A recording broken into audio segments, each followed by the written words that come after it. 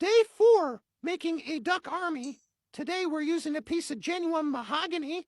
So the first thing we're going to do is we're going to trace the pattern onto the wood.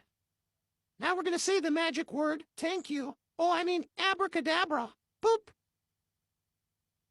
There we go. Let's cut it out.